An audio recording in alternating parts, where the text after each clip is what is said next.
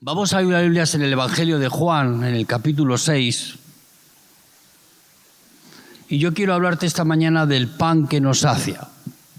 Alguno podría decir, bueno, Juancho ha ido a la homilía del Papa León XIV, que habló de esto precisamente, y se ha tomado la palabra para compartirla esta mañana. No, yo ya venía dándole vueltas en mi cabeza. Y hay un pan que nos sacia y que muchos cristianos están habituados a comer todos los días. Un pan que no está impregnado por la experiencia personal de nuestra vida con Cristo, sino es un pan que repartimos el domingo en los cultos. Vienen, escuchan la palabra, se congregan en esta o en otras iglesias y los ves hambrientos, los ves insatisfechos en sus vidas, los ves sin haber encontrado el rumbo en el cual han hecho del Señor un verdadero maná diario en sus vidas. El maná solamente es un simbolismo religioso en sus vidas. No han experimentado eso en sus vidas. Y tú y yo no estamos aquí para comer un pan que nos sacia.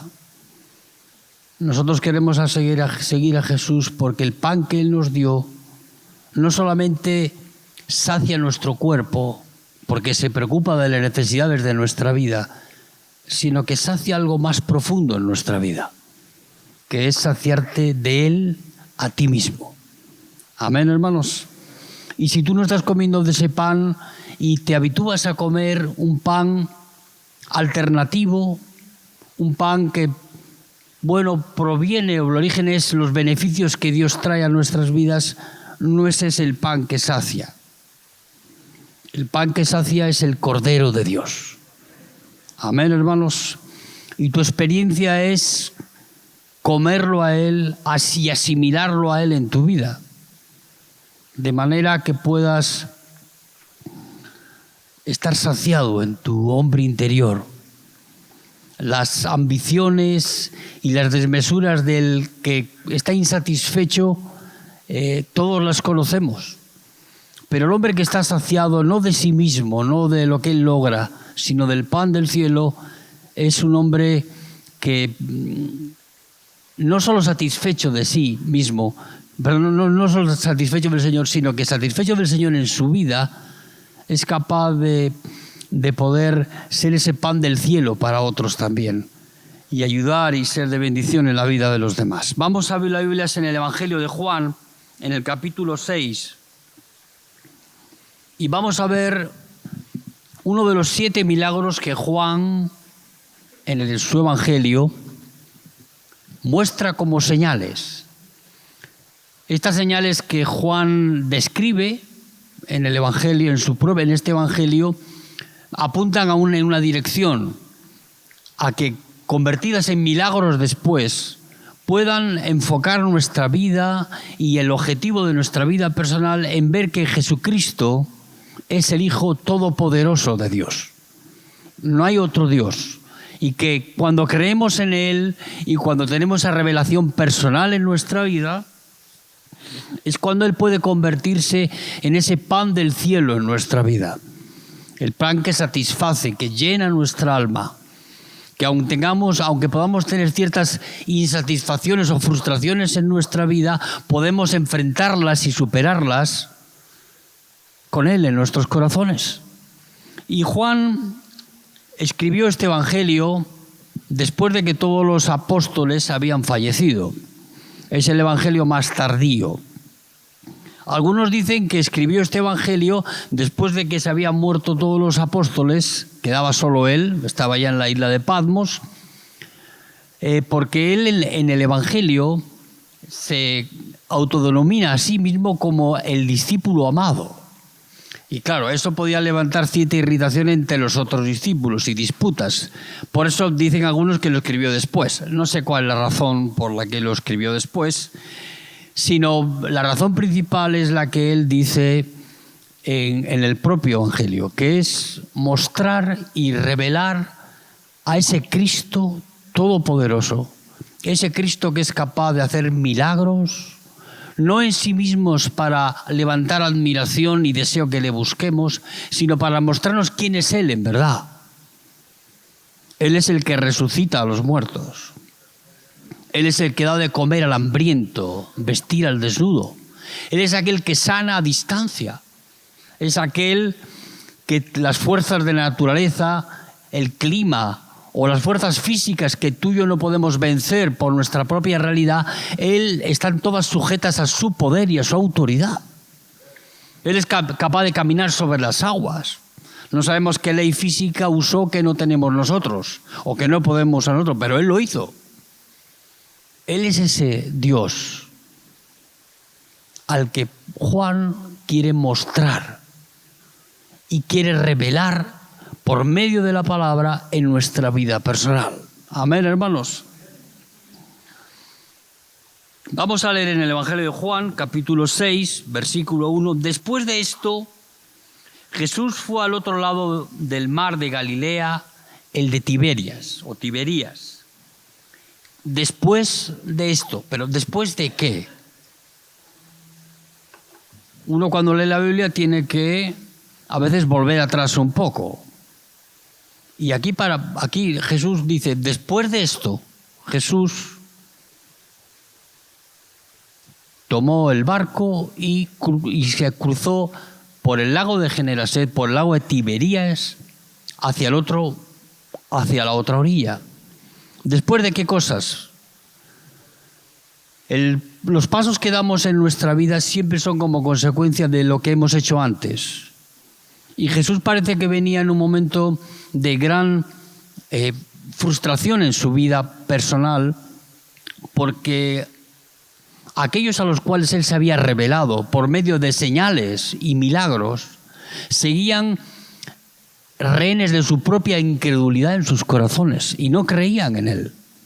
Es más, habían vuelto una fuerza opositora de tal magnitud que lo cuestionaban en su proclamación de divinidad, de que Él era el Hijo de Dios, y se había generado un gran número de personas opositoras a lo que Él quería traer como revelación a las vidas de las personas. Pues después de estas cosas Jesús dice que cruzó el lago de Genesaret o el lago de Tiberías, o el lago es un lago que no es salado, es un lago dulce. Es un lago que tiene 23 kilómetros de ancho por 11 kilómetros de longitud. Yo lo he cruzado. Estuve en Israel en el año 2011 y una de las travesías que Miguel Díez nos hizo hacer a todos los que fuimos fue subirnos en la barca y atravesar el lago. Él cuenta en otra historia, que no fue en ese día, que en aquel día él tuvo que hacer lo mismo que hizo Jesús. Cuando se subieron en la barca, se levantó un viento y una tempestad inimaginable y comenzó a predicar este texto de Juan y se tuvo que poner a orar para poder demostrarles a aquellos que estaban en la barca que el mismo Jesús que fue capaz de reprender los vientos y de poder navegar con seguridad y llegar a la otra orilla, era el mismo Dios al cual estaba invocando él ahora su nombre. Y efectivamente ocurrió exactamente lo mismo. No porque fuera Miguel Díez, sino porque el mismo Dios al que le pedimos era el mismo Dios que lo había hecho antes. Amén, hermanos. Aquí vemos cómo Jesús viene como escapando de la hostilidad en la que los propios judíos lo habían expuesto. Y cruza el lago y llega a la otra orilla y sorpresa. En vez de encontrar un lugar de descanso y un retiro para poder estar con los discípulos, la gente más cercana a él, y poder tener un tiempo de descanso y de tranquilidad, lo que se encuentra allí es 1 millar de personas. Personas que habían llegado allí, no sabemos cómo. Uno puede en su sentido común pensar, bueno, fueron por tierra dando la vuelta al lago para esperar a Jesús en la otra orilla, o tomaron sus barcas y siguieron a Jesús sobre el mar de Galilea, y cuando Jesús llegó a la orilla, después llegaron ellos. No sabemos cómo fue que Jesús llegó allí y, gran sorpresa, un tiempo de descanso que pensaba que le iba a ser otorgado, se convierte en una exigencia más en su propia vida. Una exigencia que muchas veces no buscamos, pero que aquellos que creen o que aquellos que buscan al Señor se están solicitando en su vida. Y parece que Jesús no se podía librar de esto. Y entonces dice la palabra de Dios que eran más de 5.000 personas con mujeres y niños. Parece una gran multitud de personas que se puedan congregar en un solo lugar para escuchar una sola persona.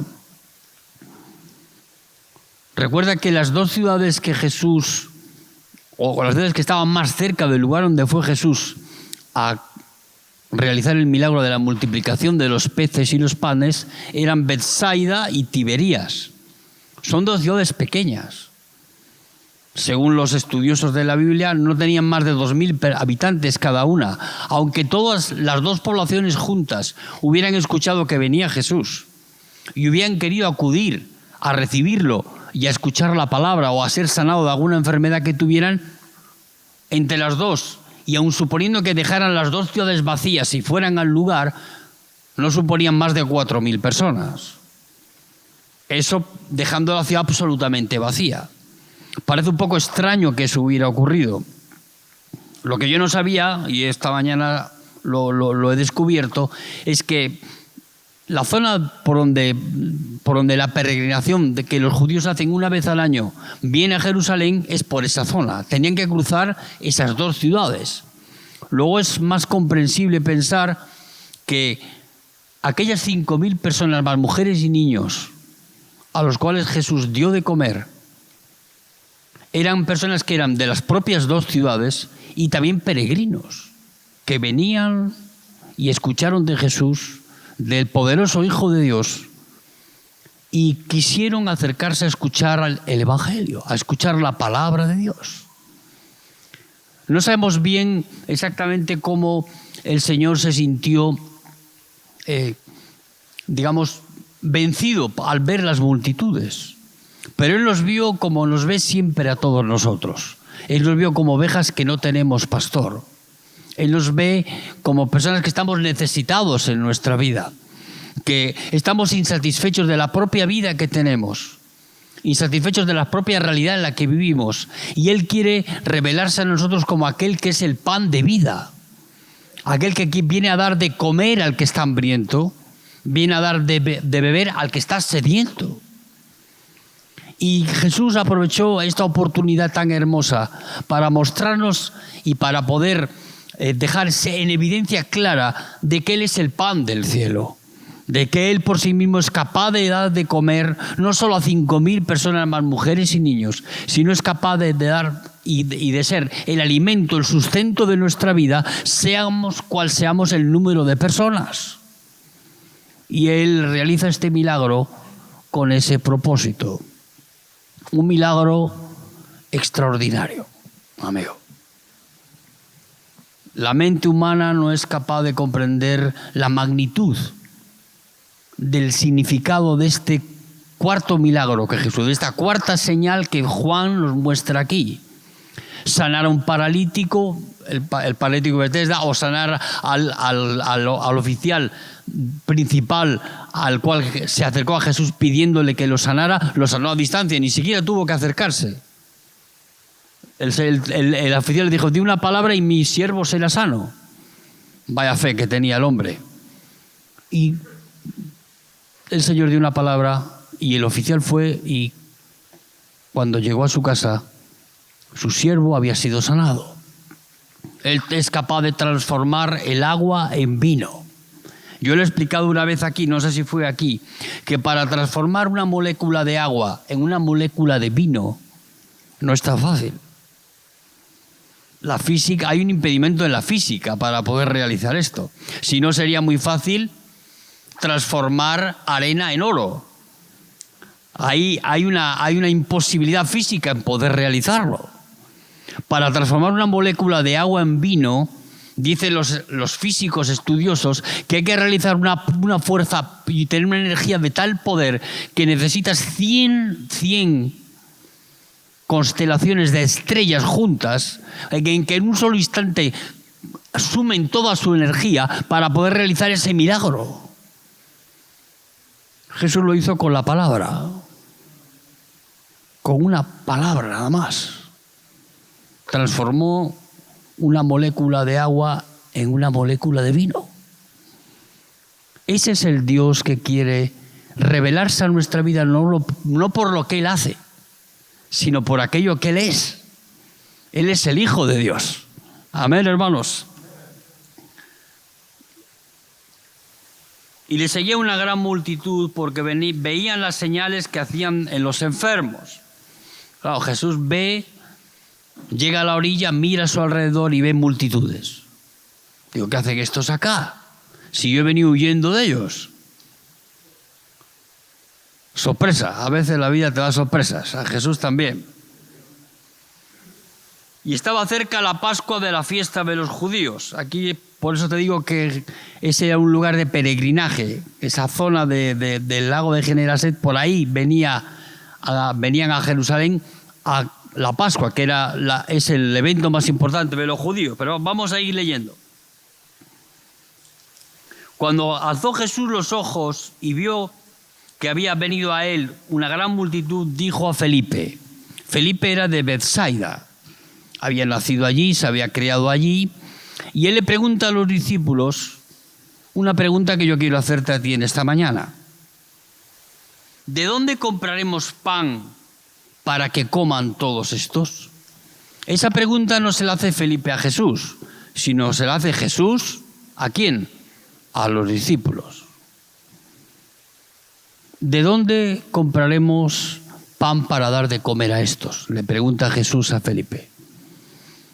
En realidad se lo pregunta a los discípulos y es Felipe el que da la primera respuesta. Es Felipe aquel que es de Bethsaida, que conoce la zona, incluso podía conocer si había suficientes panaderías o otro tipo de establecimientos para poder suplir la comida que esos necesitaban. Entonces Felipe responde. La respuesta de Felipe es la que tú y yo hubiéramos hecho sin duda alguna si nuestra experiencia con el Señor no hubiera sido la que el Dios quiere que tengamos con Él. Dice, pero esto decía para probarle, porque él sabía lo que había de hacer. Ahora voy a explicar eso. Felipe le respondió, 200 denarios de pan no bastarían para que cada uno de ellos tomase un poco.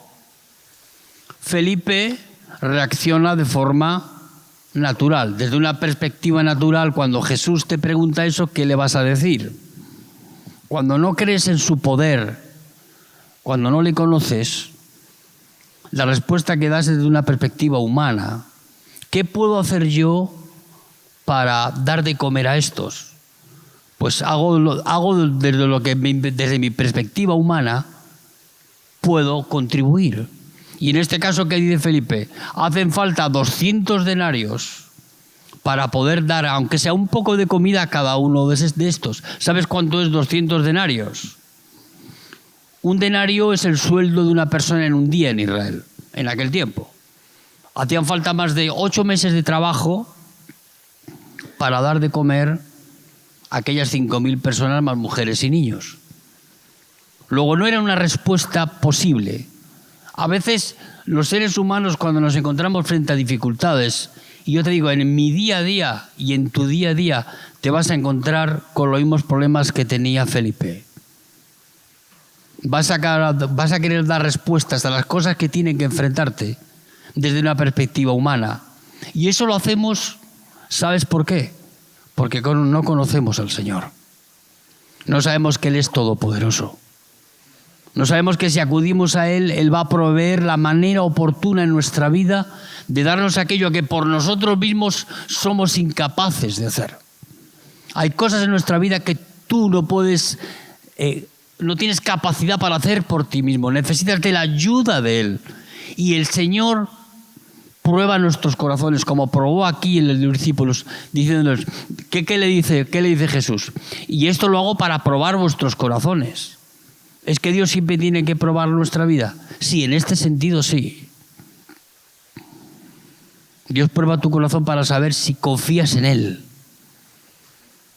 Si las respuestas que le vas a dar en tu vida no son las, después de haber agotado todas tus energías, toda tu capacidad. Dice, Señor, yo te tengo aquí a mi lado y tú vas a resolver este problema porque tú sabes lo que tienes que hacer. Amén, hermanos. Yo sé lo que tiene que hacer el Señor todos los días. Yo estorbar lo menos posible. Correrme a un lado. Decirme, Señor, estoy frente a un problema que no puedo por mí mismo. Tengo algunas ideas. Felipe era consciente, sensible del problema que tenía, quería resolverlo, pero no podía. Él no podía, seguramente era casi improbable encontrar suficiente pan en aquella ciudad para poder dar de comer a 5.000 personas más mujeres. Es casi imposible. No había capacidad, no había un coto allí. No había un supermercado allí. Había posibilidades, sí, pero quizá no en esa magnitud. A veces recurrimos al Señor solo cuando Él es la única opción en nuestra vida. Hemos agotado nuestras posibilidades, hemos propuesto cosas desde nuestra perspectiva, pero que no alcanzan. Si primero acudiésemos al Señor sería más fácil. Y esperamos en Él porque sabemos quién es Él, sabemos de lo que es capaz, sabemos que Él es fiel a su palabra y Él sabe lo que tiene que hacer. Quizás a veces no tiene que hacer un milagro de esta magnitud, en este caso sí. Él tomó esa decisión y hizo un milagro extraordinario, el Señor. No de lo que esperaba Felipe, no desde la perspectiva humana, sino de la perspectiva de aquel que tiene todo poder, toda autoridad, que es el Señor. El Señor de la vida de los discípulos y el Señor de tu vida. Tú tienes al alcance de tu mano, si tú crees en el Señor, si tú crees en Jesucristo, la capacidad que Él tiene. Esa capacidad que tú no tienes, que está en Él, está a tu alcance si crees en Él. Y Dios operará detrás de eso en nuestras vidas, para que lo que parece imposible desde nuestra perspectiva, desde la de Él es muy fácil. Dice, esto lo he hecho para probarlos. Dice, porque Él ya sabía lo que tenía que hacer. Jesús ya sabía lo que tenía que hacer. El que no lo sabía era Felipe. Por eso Dios prueba a veces nuestros corazones. Porque nos creemos tan listos que pensamos que lo sabemos todo. Y en verdad desconocemos de lo que Él puede hacer, haciéndonos más necios de lo que éramos. Amén, hermanos. ¿Cómo Él puede ser el pan de vida para nosotros, el pan que sacia? Vamos a dejar un poquito la multiplicación de los panes y los peces y entrar en lo que es la realidad de nuestra vida. La realidad de nuestra vida es que Él debe de convertirse en ese pan del cielo en nuestra vida. Pan que alimenta, que sustenta. Y Él revela en este señal tan prodigiosa que Él es capaz en sí mismo. Tiene poder para dar de comer y para satisfacer nuestras vidas todos los días de nuestra vida. Él es el proveedor, el que sustenta con su pan del cielo. Y no da un pan que nos sacia, sino da un pan que sacia cada día de nuestras vidas. Amén, hermanos. Yo recuerdo que una etapa de mi vida como creyente o como persona que tenía inquietud espiritual fue la Iglesia Católica. Yo por muchos años iba y participaba de la comunión en la Iglesia Católica sin saber lo que estaba haciendo. no solamente sin saber lo que estaba haciendo, sino sin saber el significado de aquel acto de comunión íntima con el Señor estaba teniendo. La Iglesia Católica, no estoy hablando y haciendo perjuicio de nadie, simplemente experiencia personal mía. Ellos han instituido como punto culminante de su relación con Dios la misa. Algunos no saben lo que es la misa. La misa es un culto donde hay cierto tiempo de adoración, cierto tiempo de lectura de la palabra, y el punto culminante de la misa es la Eucaristía. La Eucaristía es una palabra griega que significa acción de gracias. En esa Eucaristía, el sacerdote... ¿Te aburre esto? No, no te aburre. La Eucaristía es el momento culminante en el que el sacerdote ora al Padre y santifica aquello que van a recibir como comunión las personas que acuden al culto. En España, no sé aquí, esa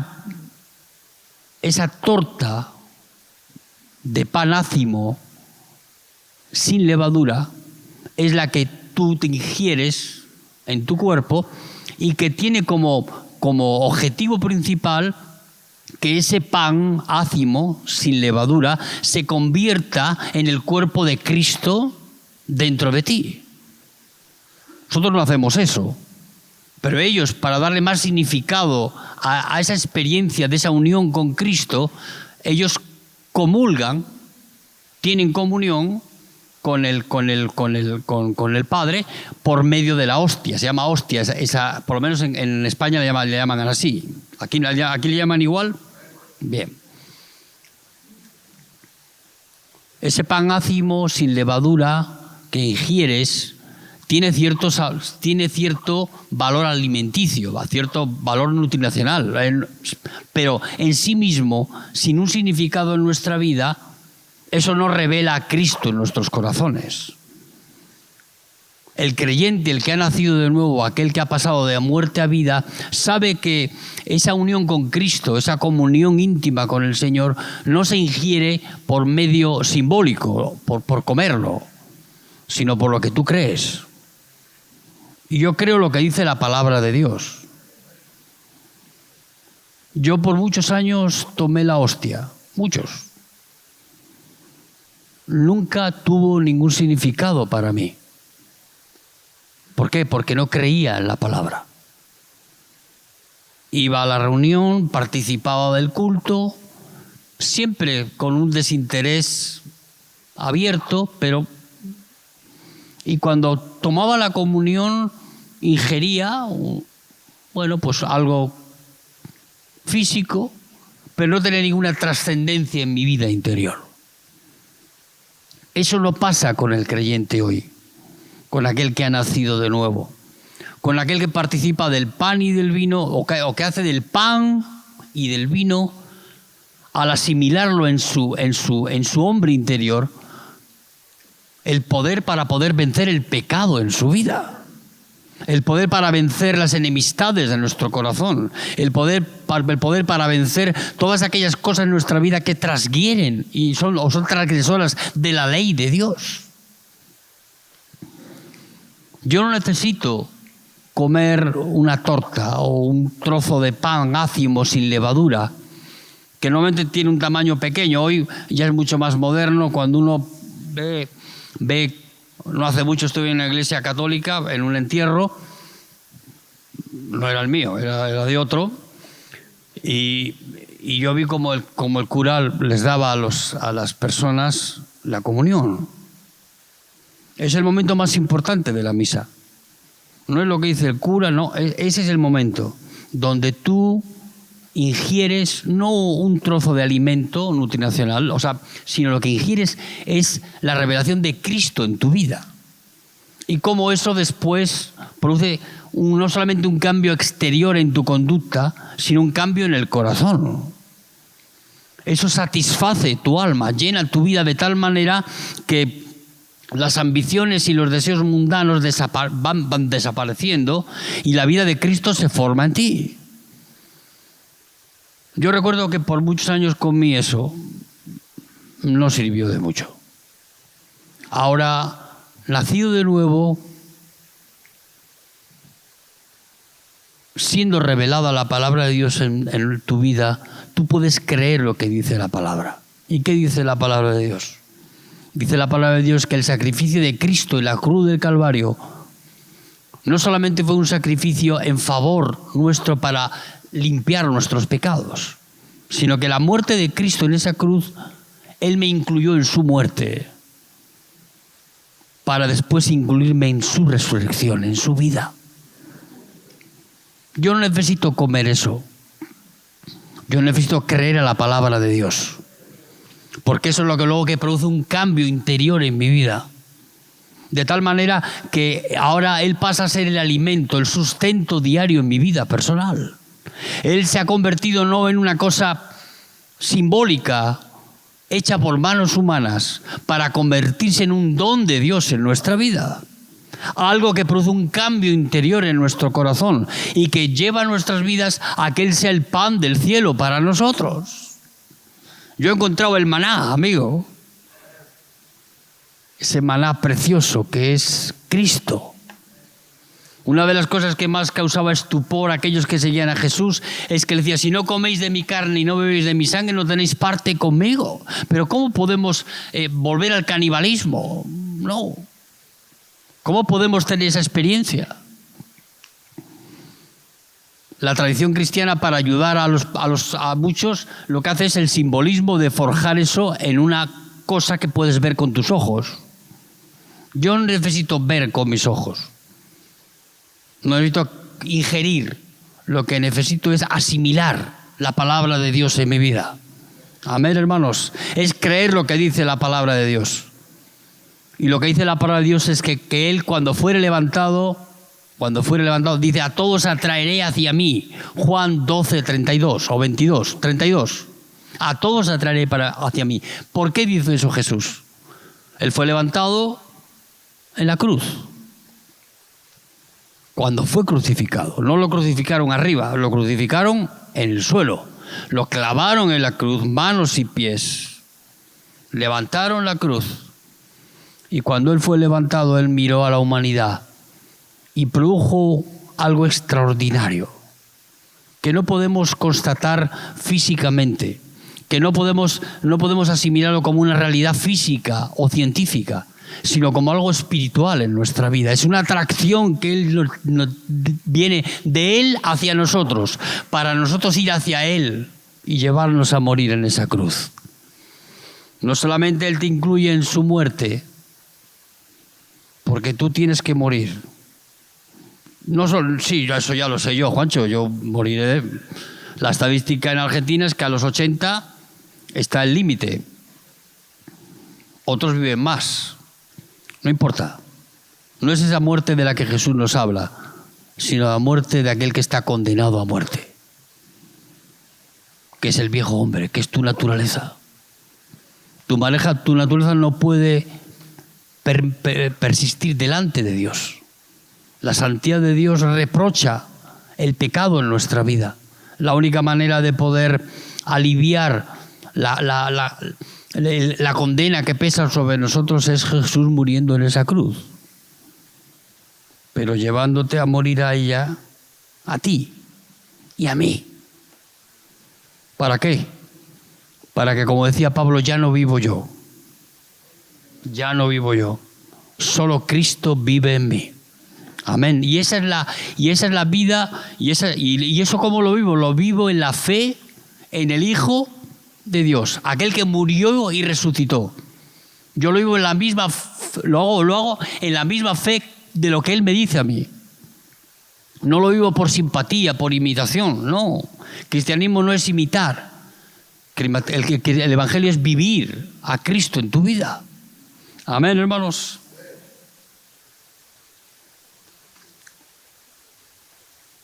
¿Cómo convertir la hostia,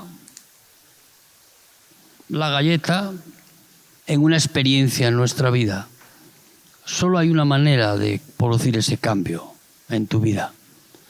Para que eso no sea un alimento pasajero, sino que sea un alimento permanente en tu vida, sustento en lo que haces. Para que tú puedas asimilar que Él, siendo el pan del cielo, es el pan que sacia tu vida. Porque Él sigue siendo el mismo. Él es el pan del cielo. Él ha venido a proveer el alimento para nuestra vida y ser Él el sustento. Ahora, hay un pan que nos sacia. Hay un pan que por mucho que lo comas, va a saciar tu cuerpo, pero no tu alma. Isaías capítulo 55, vamos a leer algo que 800 años antes el profeta Isaías recibe como revelación. Isaías 55 del 1 en adelante. A todos los sedientos, esto no es una imposición, es una invitación. ¿Estás sediento, hambriento? Jesús tiene la provisión para tu vida.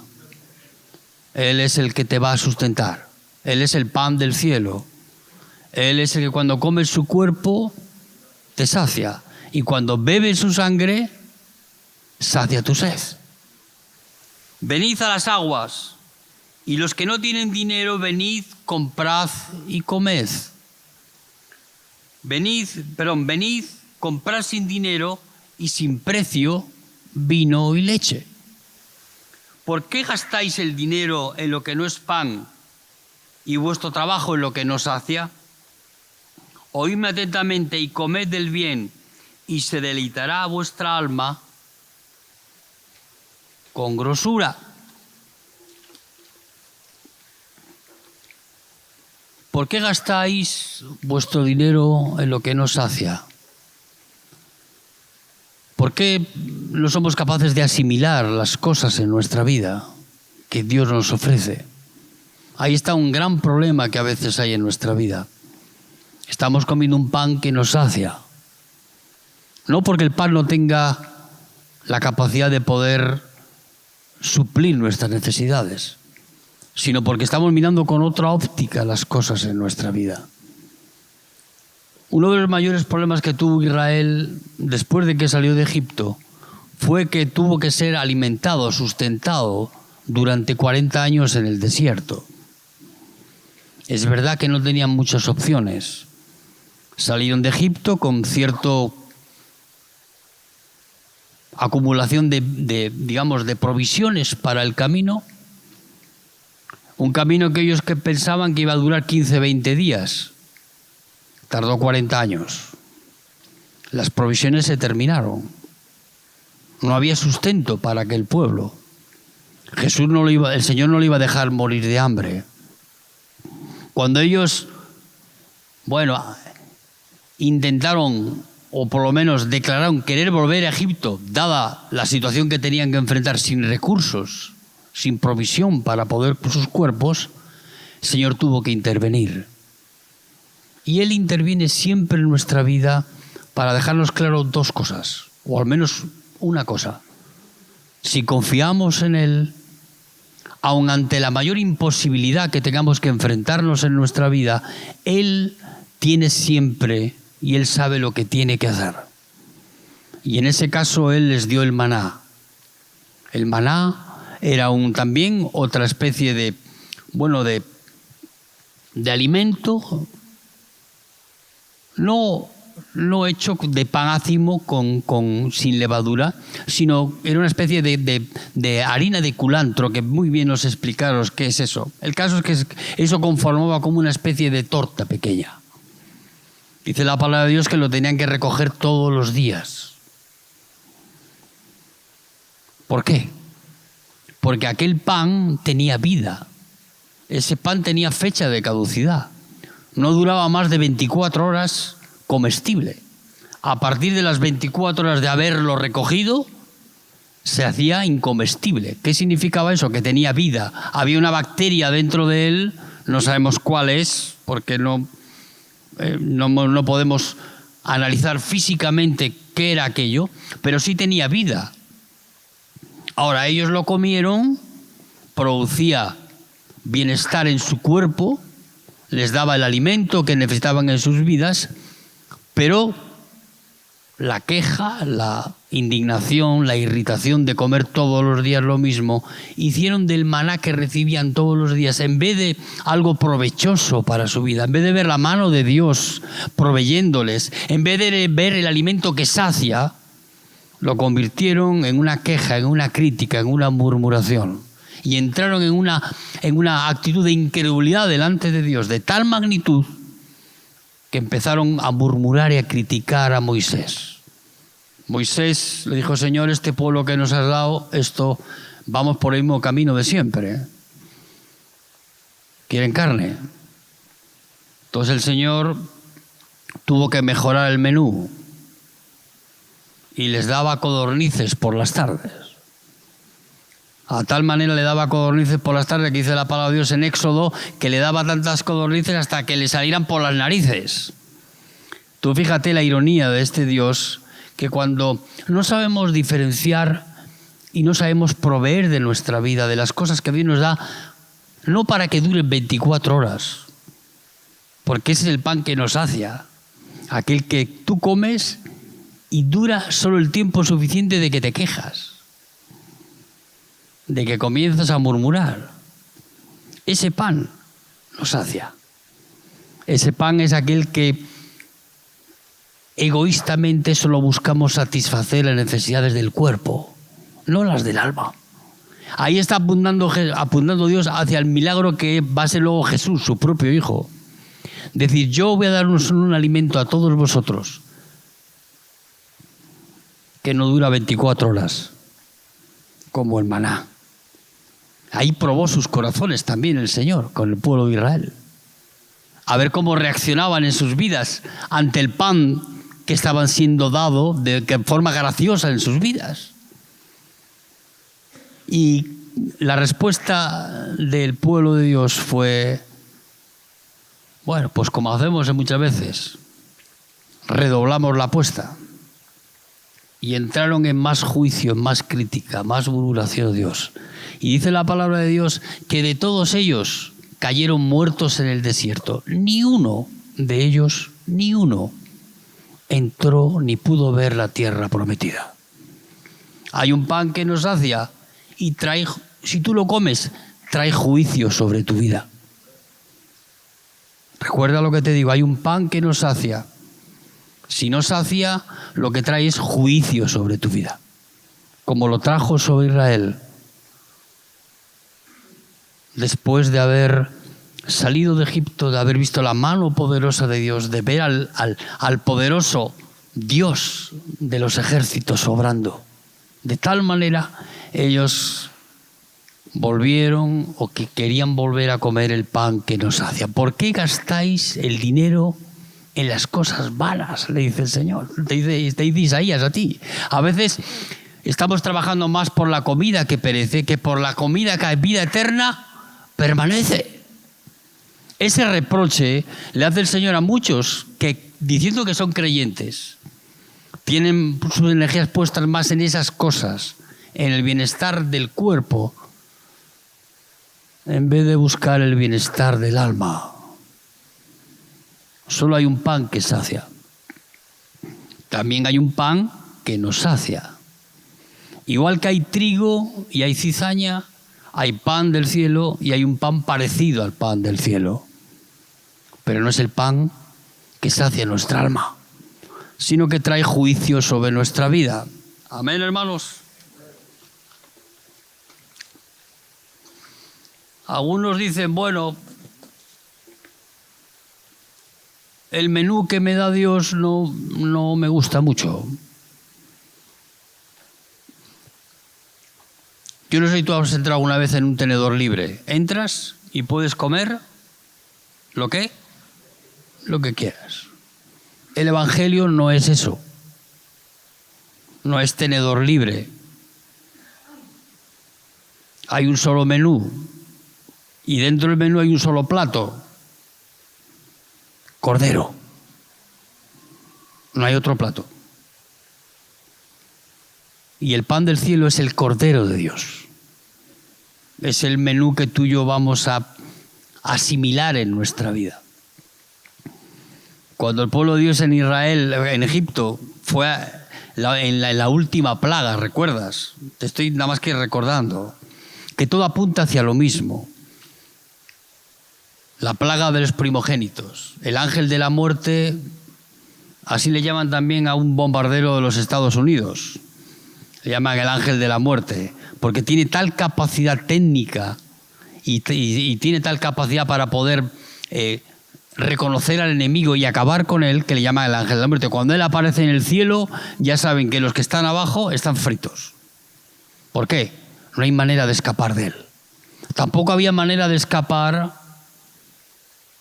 del ángel de la muerte aquel día.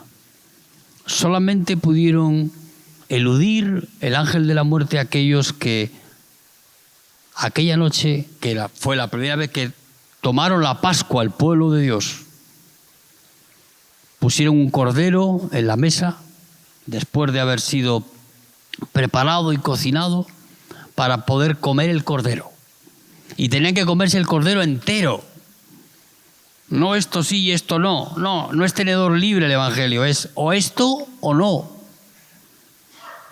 Hay un, a ver cómo te digo, hay un pan que nos sacia porque no nos comemos el cordero en su amplitud. Comemos partes, un salmito, el Evangelio, esto, lo otro, pero cuando hay que comer vianda sólida, hay que esforzarse, entonces ahí cuando vienen los problemas en nuestra vida. ¿Queremos el Evangelio? Sí, pero que me deje espacio para yo poder hacer. Ahí está, ese es el pan que nos sacia. Comieron el cordero y con la sangre del cordero pintaron sobre el umbral de la puerta una señal. Cuando venía el ángel de la muerte y veía la señal, no entraba a mirar, no tocaba la puerta a decir, a ver, ¿qué estáis haciendo? ¿Cuántos pecados has escondido debajo de la alfombra? No. No hizo eso. Vio la señal y vio la justificación. Digo, aquí la sangre del cordero me impide entrar y tomar la vida de esa persona, aunque tuviese pecados en su vida. No es que Dios es ciego ante nuestros pecados, sino que cuando creemos en Jesucristo, creemos en el poder de su resurrección, creemos en el poder de la cruz del Calvario, el ángel de la muerte puede venir a tocar la puerta, sí puede venir, pero no le muestres tu capacidad o lo que tú eres capaz de hacer o lo que has hecho, muéstrale la sangre de Cristo. Amén, hermanos. Se irá. No por lo que tú haces, sino por lo que Cristo hizo en esa cruz. Amén, hermanos. Terminamos volviendo a Juan capítulo 6, a la multiplicación de los peces y los panes. Y de nuevo Jesús no pregunta, sino recibe una segunda respuesta, esta vez de Andrés. Ya no fue Felipe, fue Andrés.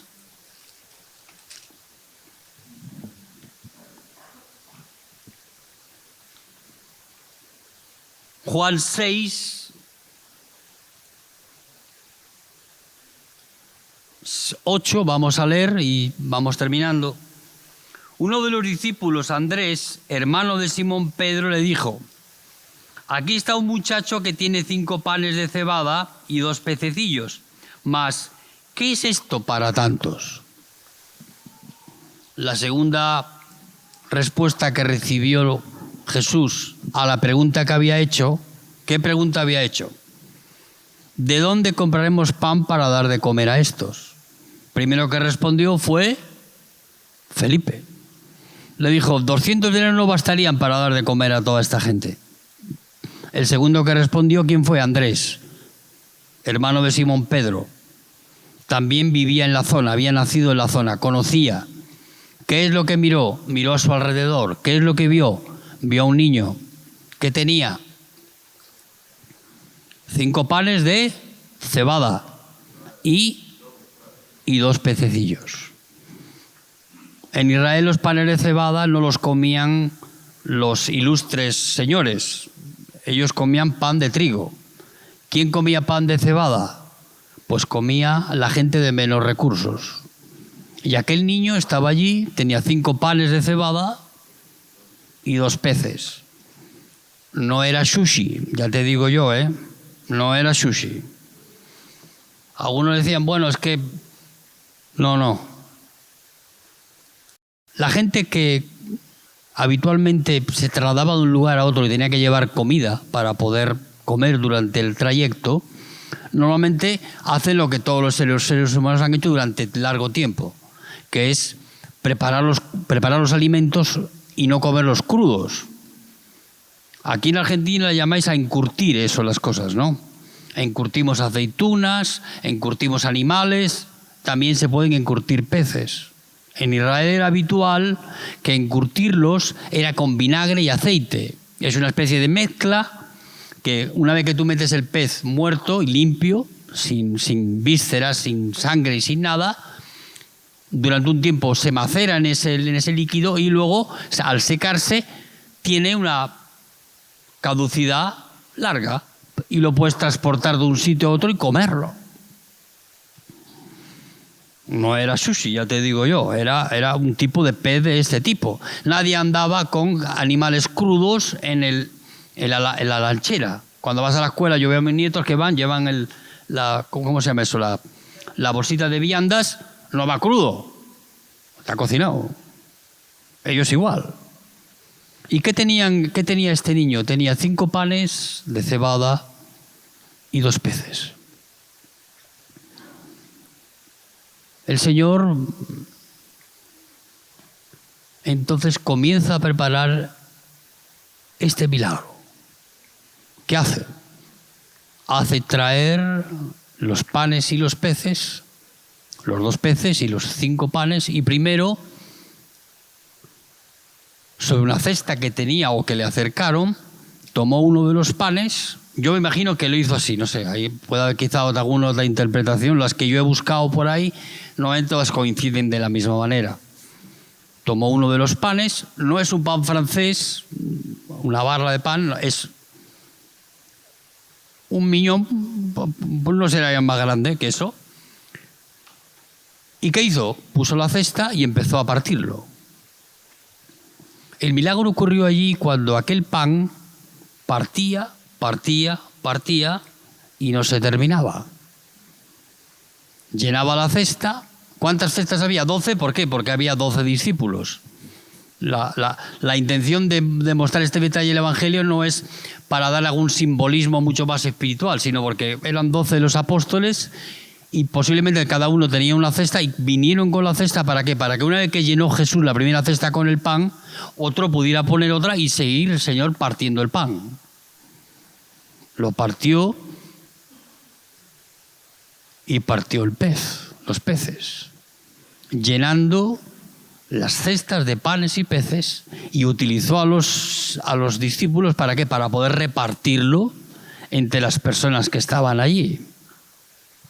Esa fue la manera en que Jesús, de una manera sencilla, primero oró, luego comenzó a partir, luego los discípulos empezaron a repartir, y de esa manera dice la palabra de Dios que todo el mundo fue satisfecho y todo el mundo cubrió sus necesidades ampliamente, dice la palabra de Dios. Eso es lo que Dios va a hacer con nuestras vidas.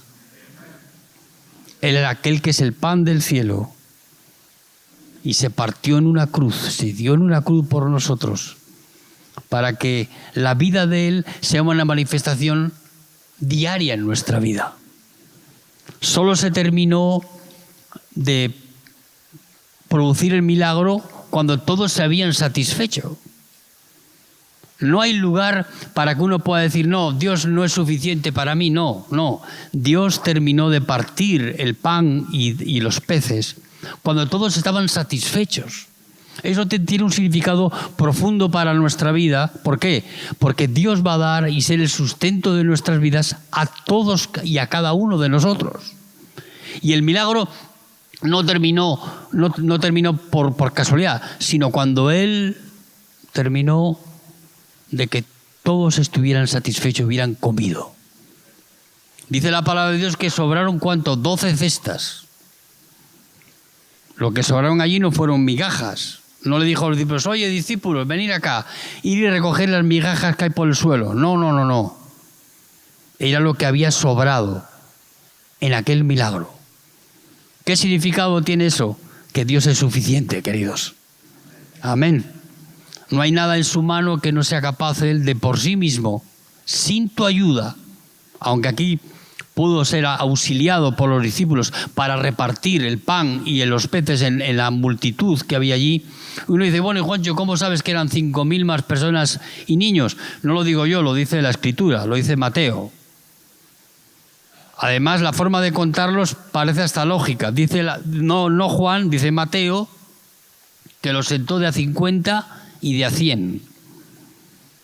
Yo el otro día veía una imagen de una manifestación, creo que fue en el Obelisco, y no se ponían de acuerdo en cuánta gente había habido en la manifestación o en la reunión.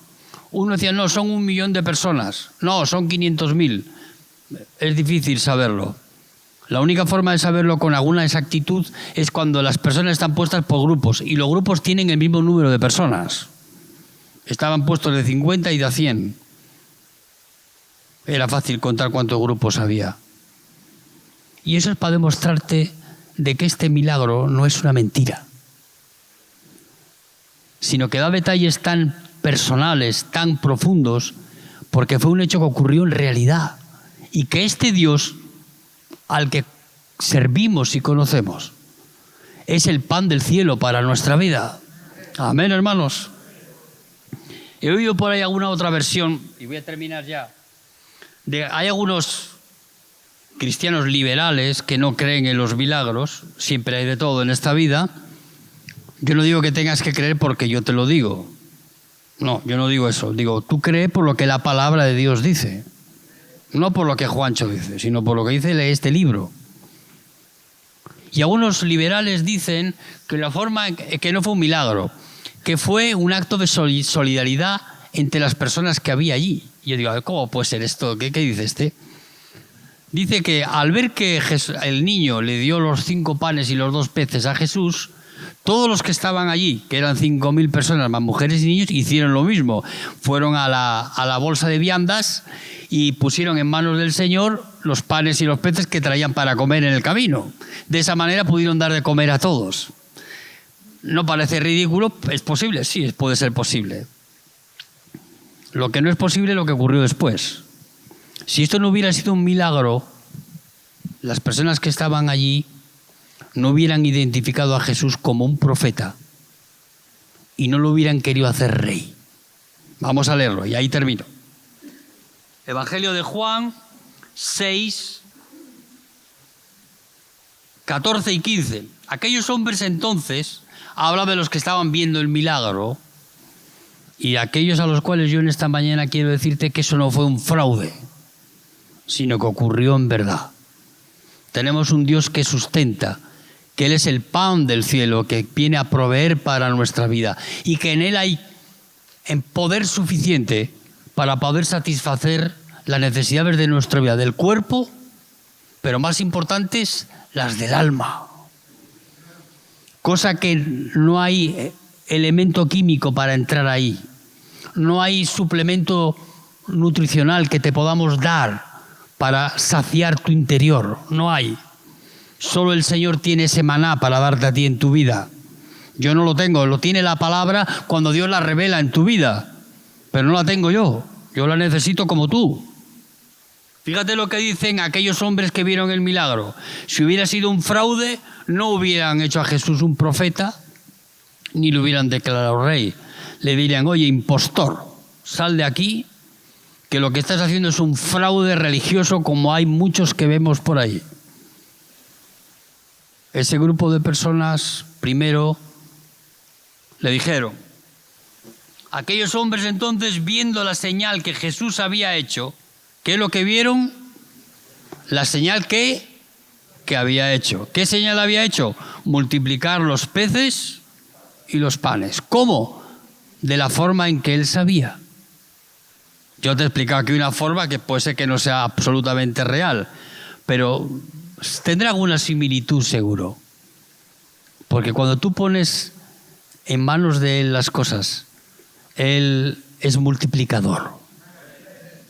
Él es benefactor de nuestra vida. Él, viendo la necesidad que hay en tu vida y en la mía, no te va a decir, no, anda, ve y sáciate tú. No, o no te dice, no, ve y come el pan que nos sacia. No, ven a mí, bebe de mí, come de mí, y yo saciaré tu sed, saciaré tu hambre. No tenemos que ir a ningún otro bufete. Tenemos un restaurante celestial para comer todos los días.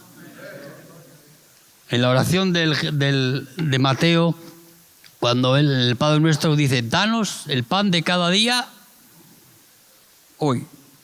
Yo quiero ese pan todos los días. Pan fresco, maná del cielo, que tiene vida. Igual que tenía vida el maná tenía vida, duraba 24 horas, no. Nuestro maná tiene vida, pero tiene vida eterna. No se caduca mañana. No le aparece una bacteria que lo infecta y lo hace incomestible, no. El pan del cielo es un pan que nos lleva a la vida eterna. Tiene valor no solo en esta vida, sino en la que viene. Yo quiero ese alimento para mí. Viendo la señal que éste había hecho, dijeron, este verdaderamente es el profeta que había de venir al mundo. Ese profeta había sido profetizado por Moisés. Él dijo, creo que es en Deuteronomio 15, que dice que alguien va a venir después de mí, que es un profeta mayor que yo. Y ese es el que satisface y llena las vidas de las personas. Es el Salvador del mundo. Está apuntando Moisés ¿hacia quién? Hacia Jesús. Y no solamente reconocieron que él era un profeta, sino que lo quisieron hacer rey. Jesús no quiere que tú lo hagas rey. Él ya es rey. Amén, hermanos. Y nosotros somos sus hijos, sus amados, sus siervos, las personas que lo aman por encima de aquello que nosotros pretendemos que sea. Él lo querían hacer rey, ¿para qué? Ellos vivían en un yugo político. Los romanos ejercían una hostilidad sobre sus vidas económica, social y política, y ellos querían ser libres. Ningún ser humano quiere estar sujeto a otro. Y lo querían hacer rey para ponerle un escudo y una lanza en su mano y que echara a los romanos de la Palestina, de Israel. ¿Y Jesús qué hizo? Se fue. Dice, yo no estoy aquí para eso. Yo no he venido para ser un rey para tomar las armas. Yo he venido aquí para ser un rey y para poder vencer el pecado. Para poder vencer la maldad en este mundo. Y él termina diciendo en Juan 6:30, le dijeron entonces los discípulos, ¿qué señal pues haces tú para que veamos y te creamos? ¿Qué obra haces? ¿Tú no crees que es suficiente lo que ya les mostró a aquellos? Estaban viendo delante de sus propios ojos al Hijo de Dios sanar enfermos, echar fuera demonios, resucitar muertos después de 3 días. Sanar a distancia, levantar a un paralítico que llevaba 38 años postrado, transformar el agua en vino, multiplicar los peces y los panes. ¿Qué más señal quieres que yo haga? Dice Jesús. Y ahora aquí entonces dice, nuestros padres comieron el maná en el desierto, como está escrito, pan del cielo les dio a comer. Y Jesús les dijo, de cierto os digo, no os dio Moisés el pan del cielo, mas mi Padre os da el verdadero pan del cielo. Porque el pan de Dios es aquel que descendió del cielo y da vida al mundo. Le dijeron, Señor, danos siempre de este pan. Jesús les dijo, yo soy el pan de vida, el que a mí viene nunca tendrá hambre, y el que en mí cree nunca tendrá sed. Señor, bendiga su palabra. Amén. Señor, danos de ese pan. Yo quiero de ese pan. quiero de ti, asimilarte a ti cada día. ¿En qué grado? En la medida en que el Espíritu Santo lo haga en ti. Porque no es algo que tú puedes provocar por ti mismo. No es el estudio riguroso de la Biblia. Hay gente que se encierra como una rata en un laboratorio para escudriñar la Escritura y venga, y venga, y venga. Y no entra por esfuerzo humano. Es por la gracia de Dios que permite que podamos asimilar día a día estas verdades. Yo quiero preguntarte si tú le quieres pedir al Señor, Señor, dame de ese pan. ¿Quieres pedirle? Ponte de pies ahí donde estás. Dame de ese pan. Dame de ese pan, Señor, pan del cielo. El milagro de la multiplicación de los peces y los panes solo te dice una cosa. Yo soy el pan. Yo puedo multiplicar. Lo que tú no puedes hacer, yo puedo hacerlo. Y tú tienes que creer eso en tu vida y ponerlo por práctica todos los días en tu vida. No solamente oírlo como una liturgia religiosa, sino como un pan que sacia. Hay un pan que no sacia y que muchos comen, pero hay un pan que desciende del cielo para darlos de comer.